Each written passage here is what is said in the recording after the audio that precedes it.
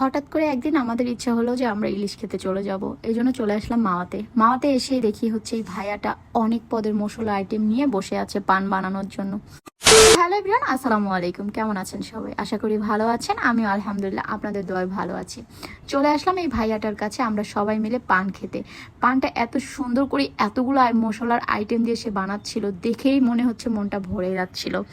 এত এত মশলা দিয়ে পান সে বানাচ্ছিল, তো এই বানানো দেখে আমারও খুব ইচ্ছে করছিল যে আমিও একটা পান বানিয়ে খাই। সো গাইস, দেরি করলাম না আর আমিও খেয়ে নিলাম একটা পান বানিয়ে। গাইস, এত মশলা ওনার এখানে, আমি একটা মশলারও নাম বলতে পারছিলাম না, মানে এগুলো কি এত এত মশলা দিয়ে কেউ পান বানিয়ে খায়? এটা আসলেই নিশ্চয়ই এখন অনেকে আমাকে প্রশ্ন করবে যে আপু এই জায়গাটা কোথায় আর এই পানালার দোকানটা কোথায়। এই দোকানটা হচ্ছে গিয়ে আপনার একদম নদীর ঘাটের পাশেই।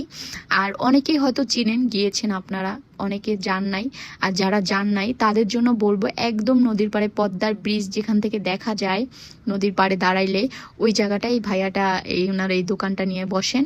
অনেক সুন্দরভাবে সে পানটা বানিয়ে দিয়েছিল, আমরা অনেক এনজয় করে খেয়েছিলাম। অনেক অনেক মশলা ছিল ওইখানে, আর পানি বোঝা যাচ্ছিল না যে আমি পান খাচ্ছি, এত ভালো লাগছিল আমার পানটা আসলেই। যার জন্য আপনাদের সাথে আমি এই ছোট্ট পানের একটা ভিডিও শেয়ার করলাম। আশা করি ভালো লাগবে। আর যদি ভালো লেগে থাকে অবশ্যই আমার চ্যানেলটা সাবস্ক্রাইব করবেন। বরাবরের মতো সবাই আমার পাশে থাকবেন। আবারও নেক্সট কোনো ছোট্ট একটা ব্লগ নিয়ে আমি দিলরুবা চলে আসবো আপনাদের সাথে। ভালো থাকেন। আসসালামু আলাইকুম, আল্লাহ হাফিজ।